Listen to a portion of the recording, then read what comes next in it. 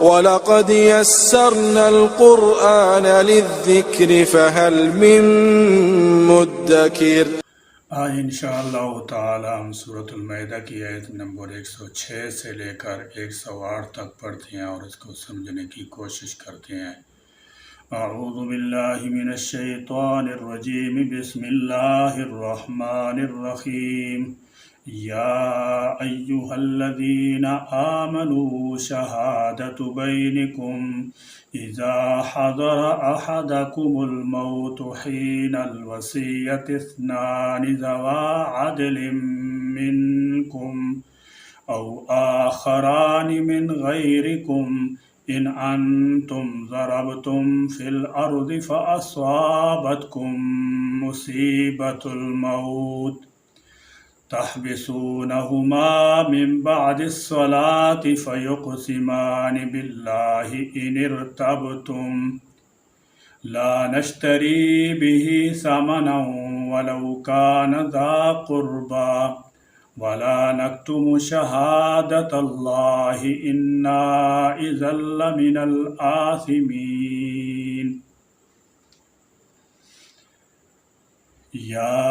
ایہا الذین، اے لوگو جو آمنو ایمان لائے ہو، شہادت گواہی ہونی چاہیے،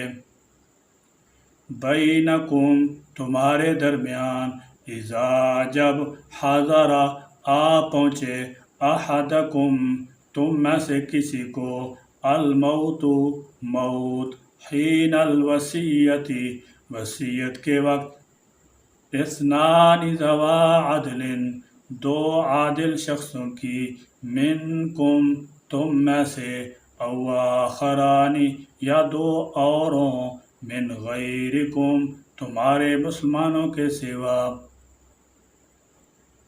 تم میں سے ہوں کا مطلب بعد نے یہ بیان کیا ہے کہ مسلمانوں میں سے ہوں،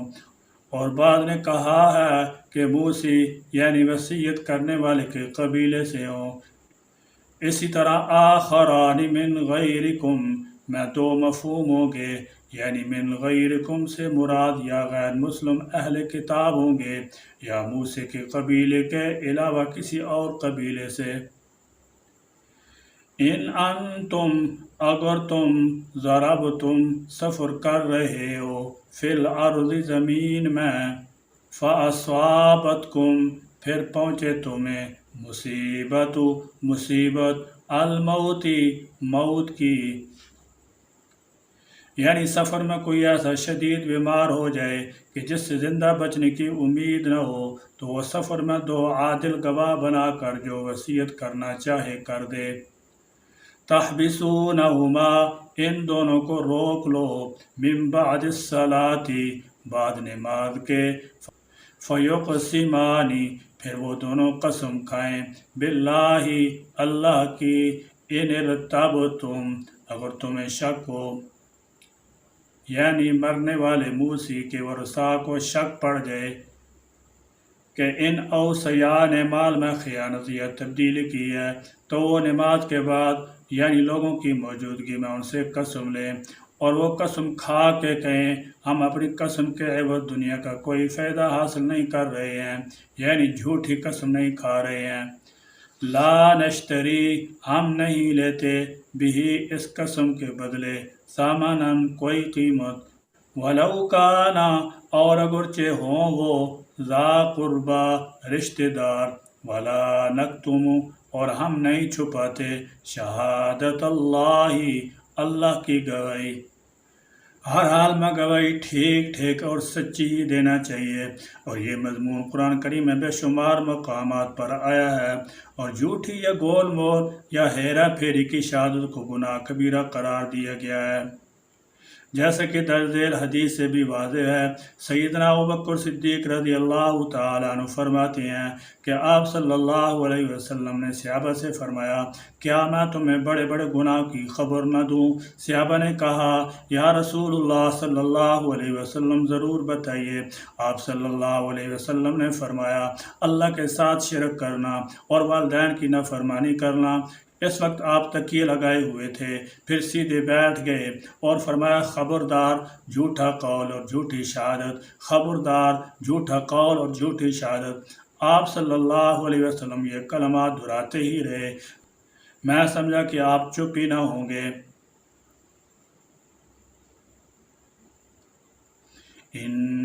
بے شک ہم اذن اس وقت لمن الآثمین البتہ گناہ گاروں میں سے ہوں گے۔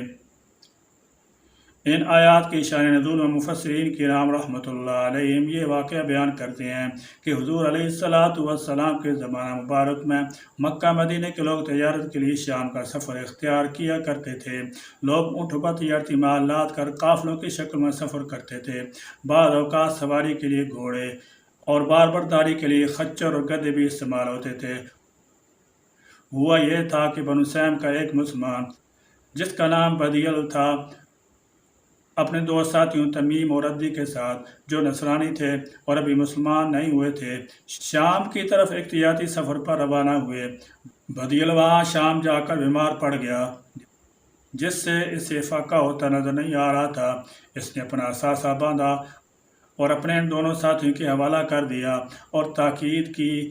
کہ یہ سامان میرے وارثوں کے حوالہ کر دیں۔ اس نے عقل مندی یہ کی کہ چپکے سے اپنے سامان کی ایک فہرست تیار کر کے سامان میں کسی محفوظ جگہ رکھ دی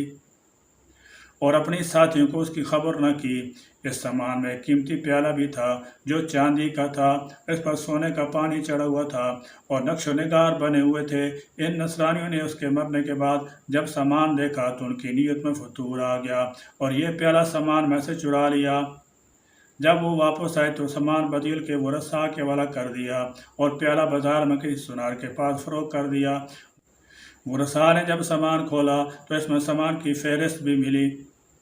اس کے مطابق سامان چیک کیا تو وہ قیمتی پیالہ نہیں تھا۔ انہوں نے سامان لانے والے ساتھیوں سے پوچھا کہ مرنے والے نے اپنی کوئی چیز فروخت تو نہیں کی تھی، ممکن ہے اسے بیماری کے علاج معالجہ کے لیے ضرورت پڑ گئی ہو اور اس نے کچھ سامان بیچ ڈالا ہو۔ انہوں نے اس کا جواب نفی میں دیا۔ یہ تسلی کر لینے کے بعد ورثاء نے یہ مقدمہ عدالت نبی صلی اللہ علیہ وسلم میں پیش کر دیا۔ آپ صلی اللہ علیہ وسلم نے تمیم اور عدی دونوں کو بلا کر بیان لیا تو وہ کہنے لگے کہ ہمیں اس پیالہ کا کچھ علم نہیں اور قسمیں کھا کر بیان کی توثیق کی۔ اب چونکہ اس بات کا امکان تھا کہ سامان کی فہرست تیار کرنے کے بعد میت نے وہ پیالہ اپنی ضرورت سے بیچ دیا ہو اور شرعی شہادت پوری نہیں ہو رہی تھی، لہذا آپ صلی اللہ تعالی علیہ وسلم نے ان نصرانیوں کو بری قرار دے دیا۔ کچھ مدت بعد بدیل کے وارثوں نے وہی پیالہ ایک سنار کے پاس دیکھ لیا تو اس سے پوچھا کہ یہ پیالہ تم نے کہاں سے لیا ہے؟ اس نے کہا میں نے یہ تمیم اور عدی سے خریدا ہے۔ چنانچہ مدعی دوبارہ یہ مقدمہ آپ صلی اللہ تعالی علیہ وسلم کی عدالت میں لے گئے۔ آپ صلی اللہ علیہ وسلم نے پھر نصرانی کو بلایا اور ان کے سامنے وارثوں میں سے دو گواہوں نے قسم اٹھا کر گواہی دی کہ یہ پیالہ ہماری آدمی کا ہے۔ نصرانی اپنی قسم میں جھوٹے ہیں اور ہم اللہ تعالی جل شانہ سے ڈرتے ہوئے بالکل صحیح اور سچی گواہی دے رہے ہیں۔ یہ گواہیاں میت کے نہایت قریبی وارثوں کی تھیں جو مسلمان تھے۔ یہ گواہیاں نماز عصر کے بعد قسم کے بعد مسجد میں ہوئی تھیں، لہذا آپ نے میت کے وارثوں کے حق میں فیصلہ دے دیا اور نصرانیوں سے اس پیالے کی قیمت 1000 درہم میت کے وارثوں کو دلائی گئی۔ اس وقت یہ آیات نازل ہوئیں۔ پھر کچھ عرصہ بعد جب ان دونوں نصرانیوں میں سے تمیم نے اسلام قبول کر لیا تو اس نے اعتراف کیا کہ واقعی اس نے جھوٹی قسم کھائی تھی اور جو کچھ اس بارے میں رسول اللہ صلی اللہ تعالی علیہ وسلم نے فیصلہ کیا تھا وہ درست تھا۔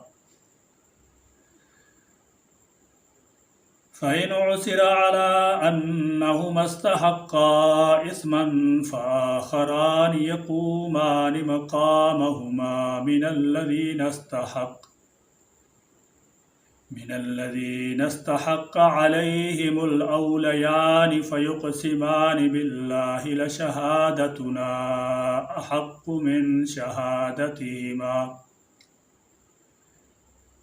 وما اعتدينا إنا إذا لمن الظالمين۔ فَإِن پھر اگر عُثِرَ معلوم ہو جائے عَلَىٰ أَنَّهُمَا کہ بے شک وہ دونوں استحقا دونوں مرتکب ہوئے اسمن گناہ کے فآخرانی تو دو اور گواہ یقومانی کھڑے ہوں مقامہما ان دونوں کی جگہ من الذین ان لوگوں میں سے استحق علیہم جن کی حق تلفی ہوئی ہے الاولیانی قریب تر میت کے فیقسمانی پھر وہ دونوں قسم کھائیں باللہ اللہ کی لشہادتنا کہ ہماری گواہی احق زیادہ سچی ہے من شہادتہما ان دونوں کی گواہی سے وما اعتدینا اور نہیں ہم نے زیادتی کی انا بے شک ہم اذن اس صورت میں لمن الظالمین البتہ ظالموں میں سے ہوں گے فرمایا فَإِنْ عُثِرَ عَلَىٰ أَنَّهُمَا اسْتَحَقَّا إِثْمًا اگر یہ ظاہر ہو جائے کہ مذکورہ گواہ گناہ کے مستحق ہوئے ہیں یعنی انہوں نے جھوٹی گواہی دی ہے جیسا کہ شان نزول کے واقعہ میں ہوا متنازع پیالہ برآمد ہونے پر گواہان کی شہادت جھوٹی ثابت ہو گئی فرمایا اگر وارثان کو یقین ہو کہ گواہوں نے جھوٹی گواہی دی فآخران یقومان مقامہما تو ان کی جگہ پر دو دوسرے آدمی کھڑے ہو جائیں من الذین استحق علیہم الاولیان اور وہ ایسے آدمی ہونے چاہیے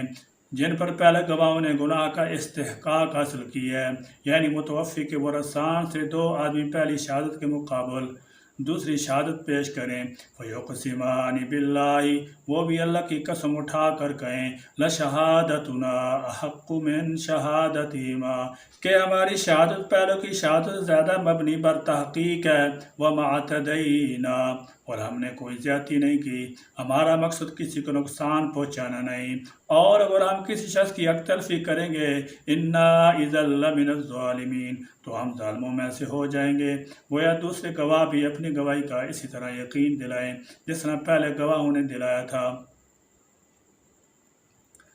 ذالک ادنا ان یاتوا بالشہادۃ علی وجہہا او یخافوا ان ترد ایمان بعد ایمانہم واتقوا اللہ واسمعوا واللہ لا یہدی القوم الفاسقین ذالک یہ طریقہ ادنا زیادہ قریب ہے عن اس کے کہ یا تو وہ دیں بالشہادتی گواہی علی وجہیا صحیح طریقے پر او یخافو یا وہ ڈریں ان ترد اس سے کہ رد کر دی جائیں گی ایمان ان کی قسمیں بعد ایمانہم ان ورثاء کی قسموں کے واتقوا اللہ اور تم اللہ سے ڈرو واسمعوا اور تم سنو واللہ اور اللہ لا یہدی نہیں ہدایت دیتا القوم الفاسقین نافرمان لوگوں کو متبادل شہادت کے متعلق فرمایا ذالک ادنا ان یاتوا بالشہادۃ علی وجہہا یہ اس بات کے زیادہ قریب ہے کہ گواہ ٹھیک ٹھیک گواہی دیں او یخافوا ان ترد ایمان بعد ایمانہم یا پھر انہیں خوف ہوگا کہ ان کی قسمیں دوسرے آدمیوں کی قسموں کے بعد رد کر دی جائیں گی یعنی وہ اس خوف سے غلط بیانی نہیں کر سکیں گے کہ ان کی گواہی بھی غلط ثابت ہو سکتی ہے اور اس کی بجائے متبادل شہادت پر فیصلہ ہو سکتا ہے اس طرح انہیں لوگوں کے سامنے رسوا ہونا پڑے گا اور سوسائٹی میں ان کا وقار گر جائے گا آخر میں خلاصہ کلام یہ ہے واتقوا اللہ واسمعوا اللہ سے ڈرتے رہو اور قانون خداوندی اور ارشادات نبوی کو سنو ان باتوں کو سمجھو اور پھر ان پر عمل پیرا ہو جاؤ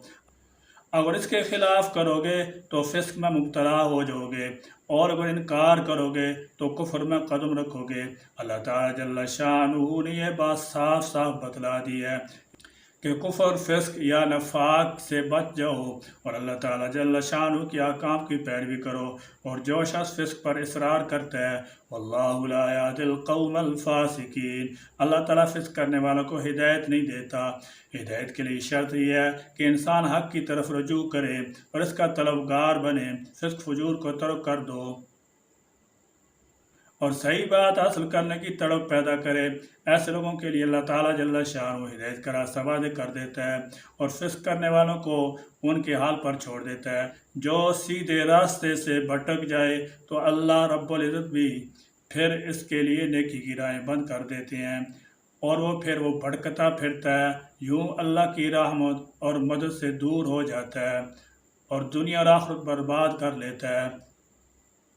ربنا تقبل منا انك انت السميع العليم وتب علينا انك انت التواب الرحيم واخر دعوانا ان الحمد لله رب العالمين۔